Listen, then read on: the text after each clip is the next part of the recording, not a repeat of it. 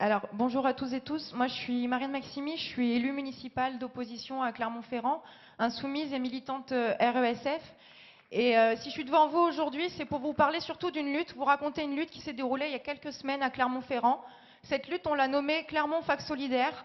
À l'origine, c'était les militants RESF ont fait le constat qu'il y avait beaucoup de familles de demandeurs d'asile avec enfants qui étaient sans logement, qui campaient dans des bidonvilles qui se construisaient un peu partout à Clermont-Ferrand, sans accès à l'eau, ni électricité, ni toilettes. Et donc l'idée est partie de là, à se dire que, il fallait rassembler ces personnes pour les rendre visibles et lutter avec elles. C'est ce qui s'est fait le 3 octobre. Le 3 octobre, c'est 150 personnes, dont 50 enfants, qui ont investi avec les militants du réseau Éducation sans frontières les jardins de la fac de lettres à Clermont-Ferrand, en se disant, en fait, on va faire un petit coup de pression sur les institutions et ça ne va pas durer. Et en fait, ça a duré 3 semaines. 3 semaines, c'est 25 jours en fait à camper à la fac.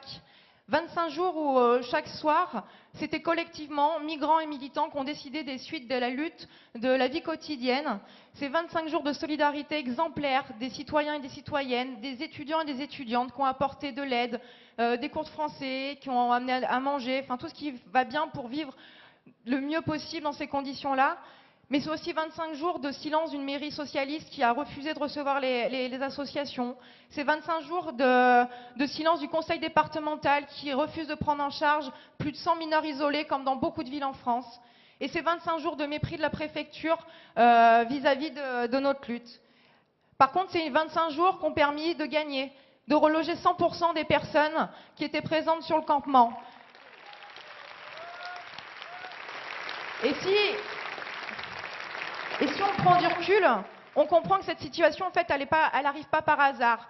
Elle est voulue et entretenue par les pouvoirs publics. Ça fait 10 ans, il y a 10 ans déjà, les personnes migrantes galéraient pour obtenir des papiers. Aujourd'hui, ils galèrent toujours, mais ils galèrent même pour avoir un toit sur la tête, accès à la santé et à la scolarisation. Et on comprend aussi que cette situation, c'est vraiment la rencontre de politiques xénophobes avec des politiques austéritaires. C'est la casse des services publics qui est liée à une idéologie dominante qui nous fait croire que l'étranger, l'autre, serait un danger pour notre pays, alors que c'est le contraire. C'est aussi quelque chose qui nous fait croire que le FN monte quand on accueille des migrants, alors que là aussi c'est le contraire. C'est quand on ne fait rien que les extrêmes se nourrissent de la misère des autres. Alors cette lutte, elle nous a permis de démontrer à une petite échelle que la France n'est pas un pays de racistes, comme veulent nous faire croire les dominants aujourd'hui. On l'a vu que l'égalité, la fraternité, la liberté et la justice sociale, c'est encore un idéal qui est bien présent et que nous, insoumis, on se doit de faire vivre. Par nos groupes d'action, par notre mouvement et par notre pratique militante, on doit lutter partout où il le faut. À Clermont, mais aussi ça se fait partout. Là, je ne vais pas vous l'apprendre, mais à Toulouse, Marseille, Rennes, Lyon, il y a des mouvements qui se mettent en place auprès des migrants, dans des facs, dans des églises. Et il faut qu'on continue à construire des luttes, à se coordonner au niveau national, parce que nos idées, celles de l'avenir en commun, il faut que ça devienne majoritaire et qu'on mette fin à cette politique migratoire qui est inhumaine. Et enfin, il faut vraiment comprendre que la vraie solution, c'est aujourd'hui de donner des papiers à ces personnes, qu'elles puissent travailler et vivre en paix et en sécurité dans notre pays. Et comme le disait Jean-Luc tout à l'heure, seule la lutte paie et on lâche rien.